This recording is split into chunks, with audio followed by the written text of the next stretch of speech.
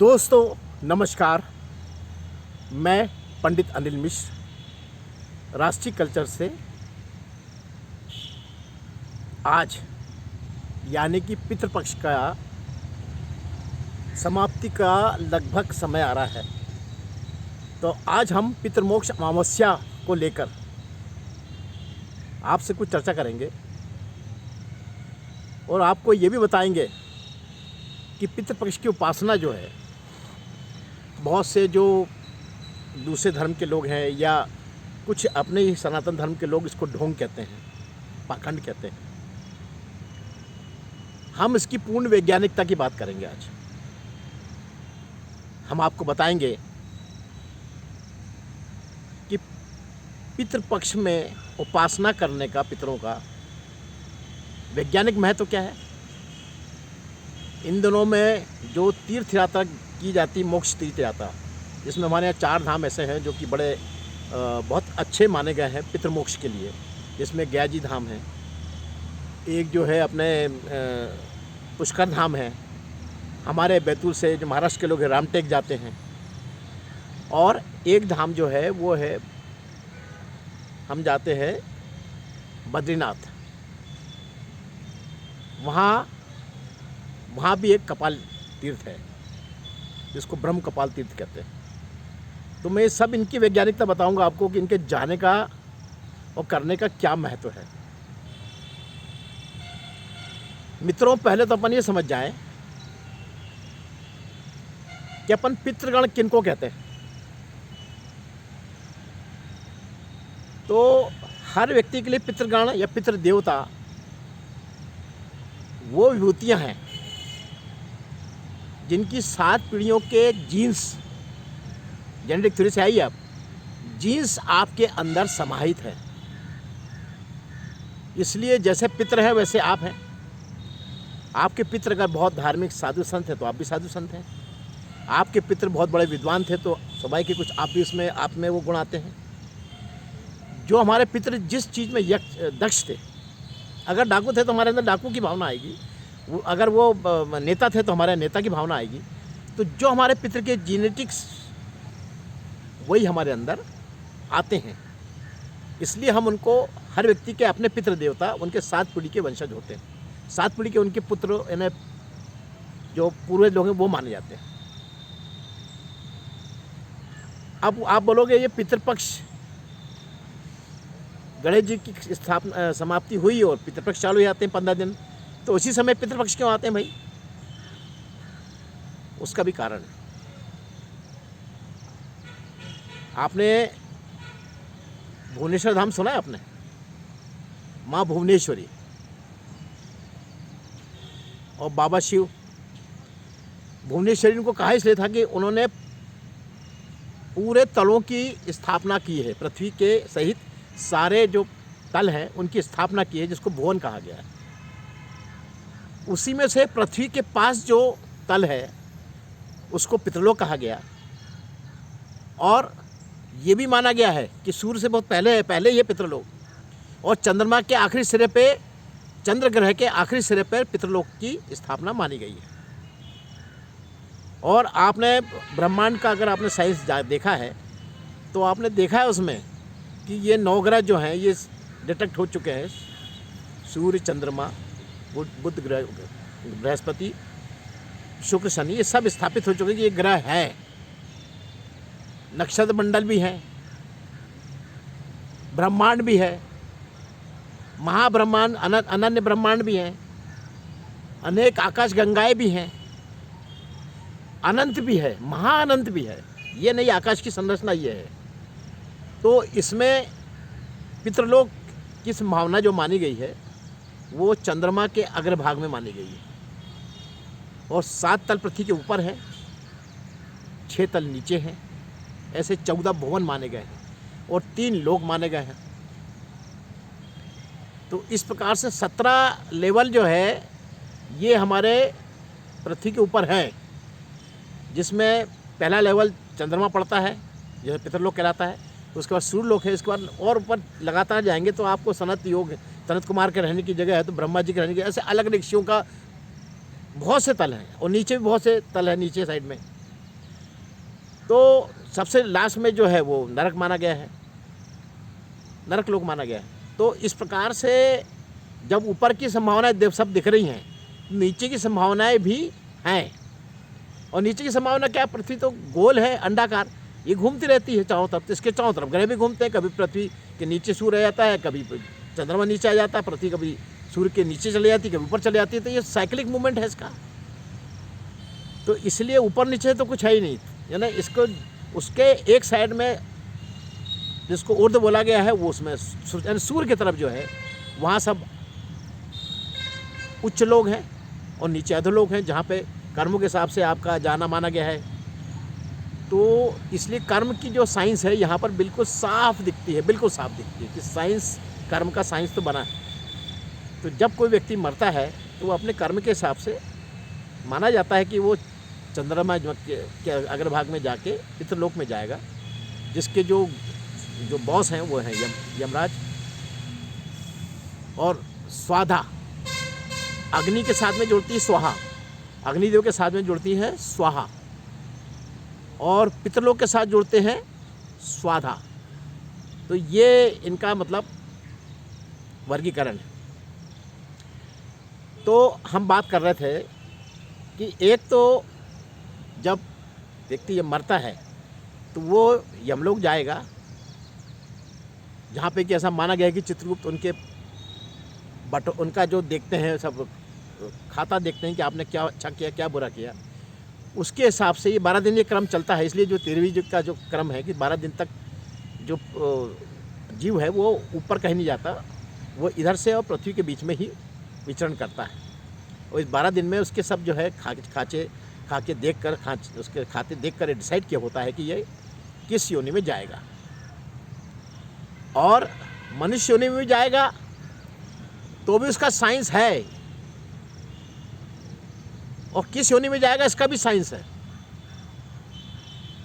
इसको ध्यान से देखिए आप, ये लीला ये आपको दिख रही है सब, ये देखा है, ये प्रिंट जब बच्चा पैदा होता है उसी समय इसके पंजे में आ जाता है, और उसमें आपको दिख रही ये रेखा, ये जीवन रेखा का संकेत है जो अंगूठे के चारों तरफ जाती है। ये विज्ञान बता रहा हूँ कि मतलब ये विज्ञान है, और ये सब जानते हैं हस्तरेखा विज्ञान कितना बड़ा है। तो ऐसे ये हवाबाजी में नहीं है जो लोग कहते हैं कि अरे कुछ नहीं है, ऐसा नहीं है। तो ये आपके कर्मों के हिसाब से ये रेखा डिसाइड हुई कि आपका जीवन कितना रहेगा। ये आपका जो है आप देख रहे हैं, ये जो बीच की जो खड़ी रेखा है, ये भाग्य बता रहा है कि आपका अंदर कितना आपका बुद्धि रहेगी, भाग्य रहेगा, कितना पैसा कमाओगे। इसके बाद आप देख रहे हैं ये जो इसके अंगूठे के नीचे जो निशान देख रहे हैं, ये बताते हैं आपको कि अगर इसमें आपके प्लस के निशान हैं तो आप कितने धार्मिक रहेंगे, ये बताते हैं। फिर ये जो आपको दिख रही है उंगली, इसके नीचे जो निशान रहते हैं सूर्य के निशान, मतलब आपको कितना आपका सम्मान रहेगा समाज में, कितने आपकी सामाजिक प्रतिष्ठा रहेगी। और अगर इसमें कटपट रहा तो समझ लो आप क्रिमिनल भी बन सकते हैं। और इसी प्रकार ये आपका जो है ये बुद्ध रेखा कि आपके अंदर आपके जो कर्म क्या करेंगे, आप किस लाइन में जाएंगे, व्यापार क्या है आपका, क्या व्यापार करेंगे, व्यवसाय करेंगे, या आप किसी अधिकारी वर्ग में जाएंगे। तो ऐसा ये प्रिंट जो है, और ये आपकी ब्रेन रेखा दी है इधर, ये मस्तिष्क रेखा है, एक हार्ट रेखा है। तो इस प्रकार से ये आपका पूरा बायोडाटा उसी खाते से बनता है। यानी अगर आपके पिता क्रूर राजनीतिक हैं तो आपको जो है कुछ दुर्गुण तो वैसे ही मिल जाएंगे अपने आप। आप बहुत आलीशान मकान में अगर एक पैदा हुए हैं तो नौकरों को डांटना, फटकारना, ये आपको मतलब जेनेटिक्स में मिल जाएगा कि आपने देखा है माँ हमारी नौकरों को डांटती है, पिता हमको डांटते हैं, पिता डांटते रहते हैं। तो गरीबों के प्रति आपके मन में क्रूर भाव पहले ही पैदा होता है उसमें। तो इस प्रकार से ये कैरेक्टर जो है आपकी जेनेटिक्स इस प्रकार से बनते हैं। एक बात अपन बात कर रहे थे पितृपक्ष अमावस्या की, अपन थोड़ा आगे बढ़ गए, लेकिन ठीक है, ये ने आपको बता दिया कि पितृ भी जो है अपने कर्मों से तो आगे जाते ही हैं, लेकिन जो उनका आखिरी जो जीवित जो उनका प्राणी है, उनके कुल का, उसका फर्ज क्या बनता है? उसका फर्ज ये बनता है कि पिताश्री, आप पितामह, आप तो अपने कर्मों के हिसाब से जहाँ आपको जाना आप जाएंगे ही, लेकिन चूँकि मैंने आपका विरासत ली है, जेनेटिक्स लिया है, मैंने आपकी आनुवंशिकी मेरे अंदर आई है, एक बात। दूसरी बात, हमने आपकी प्रॉपर्टी भी ली है। आप देख लो, अगर 100 एकड़ ज़मीन है तो भी आपको भोगना पड़ेगा। अगर आप किसी डाकुओं के पैदा हो तो आपको विरासत में 25 बंदूकें मिलेंगी, घोड़े मिलेंगे। मतलब जो विरासत है वो तो आपको बियर करना ही पड़ता है। अगर अच्छी विरासत है तो आपका सद्कर्म आगे बढ़ेगा, बुरी विरासत है तो वो गुणेगा, दुर्गुण बढ़ेगा। और ये भी आपका वही आपके खाते से डिसाइड हुआ है कि आपको किस योनि में जाना है। आपके खाते ने बताया कि आपको अभी क्राइम और करना है तो आप क्रिमिनल के यहाँ जाओगे, बदमाशी करना है आप नेता के यहाँ जाओगे, आपको अगर किसी धर्म में जाना है तो आप प्रोफेसर के यहाँ पैदा होगे जहाँ पढ़ाई लिखाई शुरू से होगी, और अधिक ज़्यादा धर्म के रहेंगे तो साधु के यहाँ पैदा होगे, आप आश्रम में पैदा होगे। तो इस प्रकार से कर्मों का विधान जो है साइंस बिल्कुल पक्का है, इसको इसमें आप बिल्कुल कहीं कोताही नहीं होती। एक तो ये बात हो गई। अब अपन फिर विषय पे आ रहे हैं, बार बार विषय से आगे बढ़ रहा हूँ, लेकिन फिर विषय पे आते हैं अपन। फिर ये विषय बनता है कि भाई जो जीवित है वो अपने पिता के लिए क्या कर सकता है। जब तक जीवित रहे तो सेवा की तो ठीक है, सेवा की, उनका ध्यान रखा वो तो ठीक है।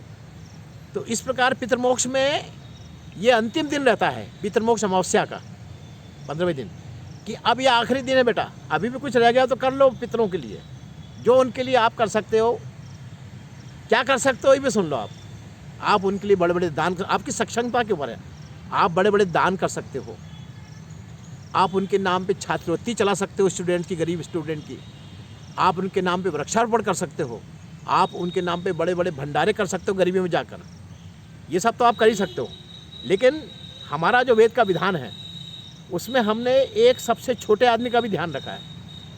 एक छोटा आदमी जिसकी सक्षमता नहीं है, वो कोई बड़ा खर्च नहीं कर सकता, लेकिन उसको अपना ऋण तो उतारना है। तो सबसे निर्धन आदमी जो है सिर्फ नदी के जल में जाकर खड़ा हो जाए और अपने हाथ से ऐसे अंगूठे से जल डाल दे पितरों के लिए, तो उसकी उतनी श्रद्धा भी उसी के बराबर है जितना बड़े बड़े दान करेंगे। तो भगवान ने जैसा सक्षम किया वैसा आप उनके लिए करिए।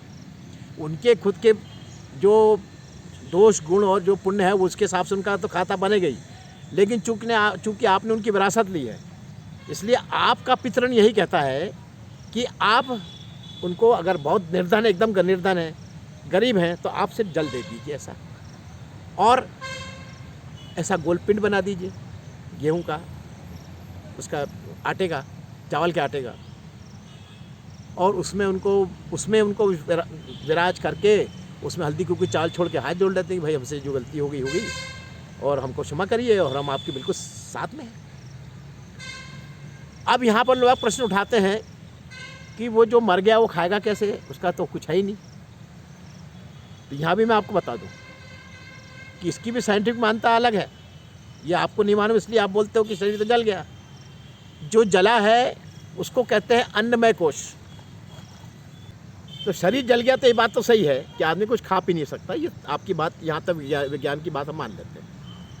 लेकिन दूसरा जो मतलब आत्मा के ऊपर 7 ही कपड़े रहते हैं आत्मा के ऊपर। तो पहला कपड़ा तो आपने जला दिया जिसको अन्नमय कोश कहते हैं, जैसे पूरी बॉडी है आपकी। लेकिन दूसरा जो लेयर होती है वो मनोमय कोश की रहती है।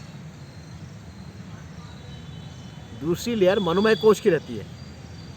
तीसरी जो रहती है प्राणमय कोश की रहती है, और चौथी और रहती है जिसको विज्ञानमय कोश कहते हैं। तो जब हम किसी जीव को जलाते हैं तो उसका अन्नमय कोश तो जल गया, लेकिन उसका मनोमय कोश, प्राण कोश, ये सब जीवित हैं। ये सब जीवित हैं। तो हम उनको एक प्रतीक बताते हैं कि देखिए साहब, हमने ये देखिए आपके लिए खाना रखा है। हमको मालूम है कि आप नहीं खा सकते, इसलिए हम कभी को खिला देंगे। आप देखिए कि हम आपके लिए मतलब अभी भी वही भाव रखते हैं जो आपके जीवित में रखते थे। तो हम इसलिए पिंड बना के रख देते हैं, कौवे को खिला देते हैं कि भैया कौवा खा लेगा, गैया खा लेगी। तो उनका मनोमय कोश जो है वो आपके आसपास है, वो घूम रहा है, देख रहा है वो।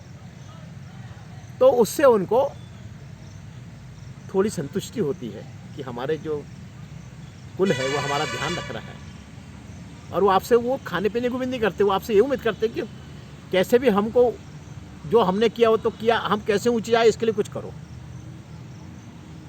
तो पहले तो हम उनको पिंड डालते हैं, फिर तेरे में कुछ और दान करते हैं। तेरे के बाद जो है फिर वो आत्मा यहाँ से जाती है, तब भी हम उसको हर महीने उनके नाम पे कुछ ना कुछ करते रहते हैं। तेरे के बाद भी करते रहते हैं, हर महीने उनको उनके नाम में पंडित को खिलाना, ये सब नियम बनाए हुए इसीलिए, जिसमें कि उनको लगे कि हम उनके साथ में हैं, उनकी यात्रा में साथ में हैं। लेकिन ये अनूठा अनुष्ठान है पितृपक्ष का, जिसमें कोई भी पितरों को आत्मसात करना नहीं चाहता। जैसे और बड़े बड़े अनुष्ठान अपन देवताओं को करते हैं तो अपन चाहते हैं कि भगवान हमारे अंदर रह जाएं, लेकिन इसमें उल्टा है। हम चाहते हैं कि पितर हमारे इस अनुष्ठान को देखकर संतुष्ट होकर हमसे दूर जाएं। दूर इसलिए जाएं क्योंकि जब अन्नमय कोश चला गया है तो अब वो अपने जैसे नहीं रहे, तो अब उनको जितना ऊपर जाएंगे वो ऊर्ध्वगति प्राप्त करेंगे, उतनी जल्दी उनको दूसरा शरीर मिले, वो अपनी यात्रा में आगे बढ़ें। तो यहाँ पर ये 2-3 जो है यहाँ पर बड़े ऑर्थोडॉक्सी, उसको समझना बहुत ज़रूरी है। लोग क्या करते हैं कि अब माँ मर गई तो पिताजी के मरने का इंतजार कर रहे हैं कि जब मरेंगे तब उनका हम आगे मोक्ष का काम करेंगे। चलिए थोड़ा जल्दी हो गया, और पहले आपको पूरी लाइन पे ले आऊँ मैं अभी थोड़ा सा, सॉरी। तो हमने इस प्रकार 13वीं कर दी, 12 महीने उनका वो किया, पिंडदान किया हर महीने, मतलब उनके लिए भोजन कराया पंडित जी को। फिर हम 3 साल में उनको पितरों में मिलाते हैं, यानी एक से जेनेटिक्स वाले, एक से स्वभाव के लोग सब इकट्ठे हो जाओ और खुद सब लोग विचार करो कि कैसे हमारा मोक्ष होगा। अगर इसके पहले अगर आपको मोक्ष मिल गया है या आपको दूसरा जन्म मिल गया तो बात ही खत्म हो, तो कुछ, लेकिन हमको तो मालूम नहीं कि आपको मिला कि नहीं मिला, तो हम मान के चलते हैं कि अभी आपको नहीं मिला होगा। तो इसलिए हम उनको पितरों में मिलाते हैं, यानी वही सारे पितरों के साथ पीढ़ी के साथ पिंड बना के उसमें इनको 8वां पिंड मिला के उसमें मिला देते हैं, जिसमें एक से नेचर के, एक से जेनेटिक्स वाले लोग, स्वभाव वाले लोग तय करें बैठ के कि हमको कैसे ऊपर मोक्ष मिलेगा, या उन्होंने जो 7 पीढ़ी ने जो तय किया अभी तक वो आपको पता लगेगा। तो एक तो काम हम उनको अधोगति देने के लिए, ऊर्ध्वगति देने के लिए ये करते हैं। दूसरा, फिर जब हम 3 साल बाद पितर को मिला देते हैं तो हमारे इंडिया में 5 तीर्थ ऐसे हैं जो बड़े फेमस हैं, बल्कि 6 तीर्थ कह लें अपन, 7 भी हो सकते हैं, लेकिन 5 ऐसे हैं जो कि बहुत ही फेमस हैं, जहाँ पे हम इन सब पितरों को ले जाकर उस तीर्थ स्थान में बैठा देते हैं कि भैया अब आप यहाँ बैठ के तपस्या करिए, जिससे कि आपका जो पुराना जो आपा है वो खाता भी सुधरे और आपको जल्दी से जल्दी और ऊर्ध्वगति मिले और आप किसी अच्छी योनि में जाएं। इसीलिए हर समाज में अलग अलग विधान है। जैसे महाराष्ट्रीयन लोग जो हैं वो 2 जगह जाते हैं, एक तो रामटेक जाते हैं, नागपुर साइड के लोग रामटेक जाते हैं, और कुछ लोग जो है त्र्यंबकेश्वर जाते हैं, नासिक साइड। यहाँ दोनों जगह जो है यही क्रिया होती है कि सारे पितरों को एक जगह पवित्र स्थान में उनके चरणों में, देव के चरणों में छोड़ दिया जाता है कि भाई आप यहाँ पर बैठ के इनसे प्रेरणा लेके अपना प्रारब्ध सुधारिए। तो यही क्रिया जो है रामटेक वाले जो है वो उनको रामचंद्र जी को मानते हैं, तो रामचंद्र जी के मंदिर के पास में सरोवर है, वहाँ पे ये पिंड डाल के और वही उनका जो एक भाग जो है चरणों में डाल के उनसे प्रार्थना करते हैं, भगवान राम आप इनको अपने शरणागत दीजिए और इनका प्रारब्ध सुधारिए। फिर जो मध्य भारत के लोग हैं, उत्तर भारत के लोग हैं, ये जाते हैं गया जी। तो गया जी जो है ये बिहार में स्थित है और पटना से लगभग 60-70 किलोमीटर इधर है। बैद्यनाथ जी से इनका दूरी लगभग 100 किलोमीटर पड़ती है। तो गया जी वो स्थान है जहाँ पे एक बड़ी विचित्र नदी बहती है, फाल्गु नदी। फाल्गु नदी की खासियत है कि इसमें आपको ज़्यादातर समय जो है ज़्यादा पानी नहीं मिलेगा, आपको रेत दिखेगी, लेकिन जब रेत हटाएंगे तो आप उसमें से आप 1 बाल्टी पानी भर सकते हैं। रेत हटाई तो अपने आप गड्ढे में पानी भर जाएगा। तो ये बड़ी एक विचित्र नदी है जो पूरे वर्ल्ड में एक ही है, इसका नाम फाल्गु नदी है। तो उसके पास में गया तीर्थ है। छोटी सी कहानी बताता हूँ, थोड़ी सी स्टोरी बड़ी होगी लेकिन थोड़ी सी बता देता हूँ आपको, इसके बगैर आपको मज़ा नहीं आएगा। गया भी एक राक्षस थे, गयासुर नाम के राक्षस थे, लेकिन ये धार्मिक प्रवृत्ति के थे, जैसे राजा बलि हुए हैं या अपने विभीषण हुए, इस टाइप के धार्मिक थे, लेकिन अब कुल तो उनका वो था, क्या कहते हैं, अपना राक्षस कुल, इसलिए तमोगुण बहुत ज़्यादा था। तमोगुण जब उनका बढ़ता था तो वो निर्बलों पर अत्याचार कर देते थे गयासुर। तो सबने उनको ब्रह्मा जी से कहा कि भाई इनका कुछ इलाज करो, भाई ये धर्म तो करते हैं लेकिन साथ में ऐसा कर देते हैं, तो इसके कारण बहुत सी कम्युनिटी का नाश कर दिया उन्होंने। तो ब्रह्मा जी ने विष्णु जी से सलाह करी कि भाई इनका क्या किया जाए। फिर उनकी सलाह से भगवान ब्रह्मा जी ने गयासुर के क्षेत्र में आकर, उस फाल्गु नदी के क्षेत्र में आकर उनसे कहा कि देखो गया, हम यहाँ पर फाल्गु नदी के किनारे एक बहुत बड़ा यज्ञ करने वाले हैं और हमको ज़मीन चाहिए। तो गयासुर ने कहा साहब आपको जितनी ज़मीन चाहिए ले लीजिए, आप तो प्रभु हैं, आपको क्या दिक्कत। नहीं बोले, आपके यहाँ पे इसमें बहुत अत्याचार हुए हैं, इसमें बहुत से आत्माएं जो हैं आपने मारी हैं आपने, तो इस कारण ये जगह आपने अशुद्ध कर दी है। तो गया जी ने बताइए मैं क्या करूं जिससे ये आप यज्ञ कर पाएँ। बोले सिर्फ तुम्हारा जो ये हृदय है ये भगवान से कभी अलग नहीं हुआ है, यही जगह शुद्ध है, तो तुम अपना विराट रूप बना के यहाँ पे लेटो, हम तुम्हारी छाती पे यज्ञ करेंगे। तो गया विद्वान था, समझ गया। बोले देखिए आप मेरा नाश करने वाले, समझ में आ गया मेरे को कि मेरे इसमें आप करेंगे, चलो ये मेरे तो मोक्ष हो जाएगा, कोई बात नहीं, लेकिन फिर मेरे को आपसे एक वरदान चाहिए। अगर आप वरदान देते हैं तो ही मैं आपको ये यहाँ पे आज्ञा दूंगा।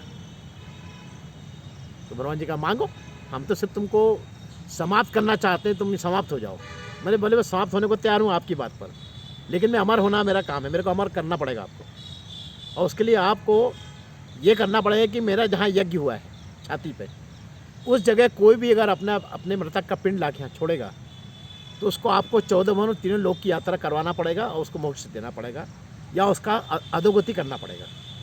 तो ब्रह्मा जी ने कहा भाई देखो कर्मों का विधान है, सब कुछ अपने कर्मों से ही होता है, लेकिन मैं इतना जरूर कर सकता है कि जब कोई आदमी यहाँ पिंड डालेगा विष्णु जी के चरण में, विष्णु जी आपके पास चरण रखेंगे, तो इस चरण पे जो डालेगा उसकी जो अधोगति होने की स्पीड कम हो जाएगी और उन्नति होने की स्पीड बढ़ जाएगी। मतलब उसके अंदर अपने आप पॉजिटिव विचार बढ़ेंगे, तो उसने वो अपना जो अगर उसने कोई पाप किया है तो उसका प्रायश्चित वो यहाँ बैठ के कर लेगा। और हम इसी के साथ में 14 भवन यहाँ पे लगे रहेंगे खंबे के रूप में, और तीनों भवन के भी 3 यहाँ पे खंबे लगे रहेंगे। तो वो इनमें से अपनी प्रारब्ध के हिसाब से जो बेस्ट हो सकता है उस जगह वो इन 14 भवन में उसका जल्दी से जल्दी विस्थापना हो जाएगी। तो इसलिए 3 साल के पितरों में लाने के बाद चौथे साल जो है गया जी का विधान है, गया जी में जाकर इनको मोक्ष कराने का विधान है। तो हम अपने पितरों को इसलिए गया जी भी लाते हैं कि यहाँ मोक्ष हो जाए, या महाराष्ट्र वाले लोग रामटेक जाते हैं, या वो लोग त्र्यंबकेश्वर जाते हैं, त्र्यंबकेश्वर धाम में, वहाँ भी यही इसी प्रकार का है, शिव जी के चरण में छोड़े जाते हैं, रामटेक में रामचंद्र जी के चरण में छोड़े जाते हैं, सब एक ही माया है वो। तो इस प्रकार से ये एक विधान पितरों के लिए एक और कर्म है ये। अब आप वहाँ बोलते हैं कि भाई गया जी में तो ये होता है, बहुत लूट होती है, वो होती है। देखिए व्यापार सब जगह है, आपकी क्षमता के अनुसार आप काम करिए। आपका वहाँ खड़े होकर एक लोटा जल देना भी वही महत्व है। एक पेड़ भी अगर आपने खुद भी रख दिया अगर विष्णुपाद मंदिर में, उसका महत्व यही है। इसलिए मैं अपने पंडितों की बुराई नहीं कर रहा हूँ, लेकिन सबके अलग अलग व्यापार हैं, धर्म है, तो उसमें आप अपनी सुविधा अनुसार, अपनी क्षमता अनुसार जो बेस्ट कर सकते हो करिए। अगर बहुत निर्धन है, इसलिए वहाँ पर ये भी विधान है कि इकट्ठे बहुत से लोगों को इकट्ठा करके भी वो लोग करा देते हैं, 100 लोगों को इकट्ठा करा देते हैं जिसमें कम लोगों पे कम वजन आए और उनको एक बड़ा व्यापार मिल जाता है। तो ऐसे आप अपने हिसाब से अपनी क्षमता अनुसार लेकिन गया जी जाके कर आइए। इसके बाद जो है इसको मतलब रामटेक, त्र्यंबकेश्वर और अपने गया जी, ऐसे एक छोटा तीर्थ और है पुष्कर धाम, जहाँ पे महिलाओं के लिए भी होता है। ब्रह्मा जी का जहाँ स्थान है, ब्रह्मा जी का एक ही मंदिर है पुष्कर धाम में राजस्थान में, तो वहाँ पे महिलाओं के लिए विधान है कि महिलाएं अगर विधवा महिलाएं हैं तो ये उनका वहाँ पे उनका गया जी हो जाती है। लेकिन ये सबको माना गया है, ये सब हैं डिस्ट्रिक्ट कोर्ट्स और हाई कोर्ट। इसके ऊपर जो सुप्रीम कोर्ट है वो माना गया है ब्रह्म कपाल गया, जो कि बद्रीनाथ मंदिर के बिल्कुल सामने, सीढ़ी उतरो आप मंदिर बद्रीनाथ मंदिर से तो बहती हुई अलकनंदा है, और अलकनंदा के किनारे ऐसी 7-8 चट्टानें जिनको ब्रह्म कपाल गया कहा गया है। उनकी छोटी सी कहानी यह है कि ब्रह्मा जी के जब सिर में एक बार गलत विचार आए थे, तो उस सिर को शंकर जी ने काटा था। और चूँकि ब्राह्मण का सिर था इसलिए उनके हाथ में चिपक गया था, वो ब्रह्मत्या लगी थी उनकी, तो सारे संसार में घूमते रहे। लेकिन जब इसी जगह पे आए वो, तो उनके हाथ से ये सिर छूटा। तो उस सिर ने कहा कि देखिए आपने मेरा तो नाश कर दिया है, कुछ मेरे को ऐसा दे दीजिए कि जिसमें मेरा मेरा ये कलंक मिट जाए। तो ब्रह्मा जी, उस विष्णु जी ने अपने शंकर जी को आशीर्वाद दिया था कि भाई ये सबसे बड़ी गया होगी, जो यहाँ पर आ जाएगा उसका मोक्ष तो 99% होना तय है, लेकिन ब्रह्म कपाल गया में वही आ जाएगा जो बहुत धार्मिक होगा, वरना उसका कभी ध्यान ही नहीं जाएगा। आप देखो बहुत से लोग चार धाम करके आते, कभी उनका ध्यान ब्रह्म कपाल गया में जाती ही नहीं। तो ऐसे बिल्कुल बद्रीनाथ मंदिर के सामने, उत्तराखंड में आप जाएंगे तो सामने ही जो है ब्रह्म कपाल गया है, वहाँ भी पंडित लोग रहते हैं। लेकिन देखिए पंडितों की मैं बुराई नहीं कर सकता क्योंकि मैं ब्राह्मण हूँ, लेकिन व्यापार है, आप अपनी सुविधा अनुसार, क्षमता अनुसार उससे पहले तय कर लीजिए। और अगर नहीं, आपकी क्षमता में नहीं आ रहे तो आप खुद ही कर दीजिए, आप खुद भी कर सकते हैं, ऐसा कोई जरूरी नहीं कि ब्राह्मण ही करेगा। आप खुद जी अपनी पिंड बनाइए, उसमें डालिए हल्दी कुकी चावल डालिए और अपने पितरों का नाम ले लेकर सबको उसमें स्थापित करिए और अलग उनको अपने ब्रह्म कपाल गया की चट्टान में छुलाकर उनको अलग नंद में सरा दीजिए। ये सबसे बड़ा गया तीर्थ माना गया है। तो इस प्रकार से पितरमोक्ष अमावस्या आखिरी समय है जिसमें कि अगर आपने नहीं किया है अभी तक तो कर लीजिए, क्योंकि इसमें 3 ही प्रकार के भक्त रहते हैं। पितृपक्ष में 3 प्रकार के आपको भक्त मिलेंगे। एक तो वो भक्त है जिन्होंने जीवन काल में अपने पुत्रों की बहुत सेवा की। जो पितरों की बहुत सेवा करता है उसके लिए पितृपक्ष कोई बहुत बड़ी चीज़ नहीं है, उसके लिए कोई डर नहीं, कोई भय नहीं, कुछ नहीं, ना उसका भी कोई पितरों के सपने आएंगे, ना कोई उसको परेशान करेगा। दूसरे वो रहते हैं करना तो बहुत चाहते हैं, लेकिन समय अभाव के कारण या झुंझला कर कभी कभी वो जो है वाचाल हिंसा भी कर देते हैं अपने पितरों से, कभी कुछ उनके मन में बुरा ध्यान भी आ जाता है। तो ये दूसरे प्रकार के भक्त हुए। और तीसरे प्रकार के वो भक्त हैं जिन्होंने कभी कुछ किया ही नहीं, ना उनका विश्वास ना किया। तो वेदों में ये भी विधान दिया कि तुम भी अगर बिल्कुल अगर टोटल तुम पाखंडी हो तब भी आके एक बार कर लो, थोड़ा सा कर लो पितरों के लिए, तो पितरण उतरता है इसमें। और नहीं तो पितरण इतना खतरनाक है, आपको बता दें कि अगर आपके पितरों में किसी ने मर्डर किया है, किसी ने आपके इसमें डकैती की है, कोई पितर बहुत से 7 पीढ़ी में कोई भी हो सकता है, ये आपके हाथ में काल सर्प योग के रूप में आपके बॉडी में आ जाता है और इसी से आपके संतानों में आगे भी जाता रहेगा, जिसका कि अपन काल सर्प योग का समाधान जाकर त्र्यंबकेश्वर में करते हैं। लेकिन समाधान मतलब सिर्फ आपको उसको सहने की शक्ति में इतना ही हो पाता है, ज़्यादा नहीं हो पाता। तो इसलिए पितरों के प्रति अपनी आस्था, अपने माता पिता के प्रति आपकी आस्था पूरी निर्मल होना चाहिए, भगवान जैसी होना चाहिए। उनके लिए किए गए कोई भी काम का आप भार उन पे उसको बताइए मत, समझाइए मत, बताइए नहीं कि देख हमने आपके लिए किया, वो किया। उसको अपना कर्तव्य मान के धर्म समझ के करिए, आपको कभी कोई पितर परेशान नहीं करेगा, खूब आशीर्वाद देगा, खूब तरक्की करोगे आप, और आपको सौभाग्य देगा कि आपके हाथों में उनकी मृत्यु हो। आपको बता दूं कि मैंने हमेशा ये सौभाग्य मेरे को मिला और खूब मिला था, भगवान की असीम कृपा है। सारे पितर मेरे जितने जो मेरे संबंधित थे मेरे गोद में मरे, सबको मैंने गंगा जल पिलाया, सबके मुंह से मैंने उस समय उन्हें भगवत नाम लिवाया। इतना सौभाग्य मिला है मेरे को, उसी का प्रताप है कि मेरे सारे बच्चे बहुएँ सब देवतुल्य हैं, सब बहुत अच्छे हैं। और जो थोड़ी बहुत कभी कभी को रेश आता है तो उसको भी हम लोग सुधार देते हैं। मतलब कुल मिला के बहुत अच्छा एक प्रतिसाद हमको पितरों ने दिया है। तो आप इसको समझिए, अपने जो पेरेंट्स हैं उनकी कभी अवहेलना मत करिए, उपेक्षा मत करिए। ये मान के चलिए कि अगर आप किसी भी जगह पे हैं तो उसमें उनकी वो हेरिडिटी ही काम कर रही है। उसी हेरिडिटी से आप जहाँ पहुँचे हो, समाज में जिस स्थान पे पहुँचे हो, वो सब उन्हीं के कारण है, ये मान के चलिए आप। उनका पुण्य प्रताप भी जुड़ा है। और एक बात बिल्कुल ख्याल रखना कि विरासत में अगर आपने ज़मीन जायदाद के लिए आपने 1-1 इंच के लिए अपना अधिकार बताया था भाइयों से, तो उसी प्रकार उनके बुरे गुणों के लिए भी आपका अपने आप उतना भार पड़ता है। इसलिए केवल बड़ा भाई पितृपक्ष कर लेगा या गया जी चले जाएगा, छोटा भाई चले जाएगा और आप बीच के लोग नहीं जाओगे, इससे आपका पितृऋण नहीं चुकेगा। ठीक है, ये उस समय की विधान था, ये भी साइंटिफिक विधान है। जब बहुत गरीबी थी, साधन नहीं थे उस समय जाने की, भाई इतनी दूर आदमी जाएगा कैसे, पूरा घर जाएगा तो व्यापारी बैठ जाएगा। तो ठीक है, जो बड़े छोटे जाके वहाँ कर आए तो उसमें आपको पता लगे कि ये तो हो गया। लेकिन बीच वालों का धर्म दूसरा हो जाता है। फिर बीच वालों का धर्म हो जाता है कि वो अपने पितरों के लिए जो कर सकते हैं, उनके नाम पर बड़े बड़े आप वृक्षारोपण कराइए, 100 झाड़ लगाइए, उनके नाम पे छात्रवृत्ति बच्चों को छात्रवृत्ति निर्धारित कीजिए, जैसी आपकी क्षमता है। आपसे मुंह मोड़ के बैठ जाओ कि नहीं बड़े ने कर दिया, छोटे ने कर दिया, हमें पितरों के लिए कुछ नहीं करना है, तो ये पितृ नहीं गया, ये आपके बच्चों में आएगा, आप में आएगा, काल सर्प योग बनेगा, या बच्चा आपका अर्ध पागल हो जाएगा और आपको ज़िंदगी भर आपको उसको देख कर रोना पड़ेगा। ये सब उसके दुष्परिणाम है। ये जो अपने पितरों का सही मान नहीं करते, नकली मानने चाहिए उनको कि फ़ोटो के सामने रो रहे हैं बैठ के, खूब माला लगा रहे हैं, उससे कुछ नहीं हो रहा है। उनके लिए जो आप कर सकते हो मन कर्म वचन से वो करिए, पाखंड मत करिए, पाखंड से कुछ नहीं होना है। तो ये पितृमोक्ष अमावस्या के लिए मेरा उन लोगों के लिए संदेश है जिन्होंने अभी तक 15 दिन में कुछ नहीं किया है, वो ये सब करें। और दूसरा ये भी बता दें कि जो गया जी कराते हैं या उनको वहाँ पहुँचाए हैं, उनके लिए कोई धूप दानी सब बंद है, वो सिर्फ दान कर सकते हैं। दान का विधान है कि आपको जो, और दान भी ऐसे करिए, सुपात्रों को दीजिए, मतलब कुपात्रों को, जो करोड़पति, उनको दान देने का, उनको खिलाने का क्या महत्व है।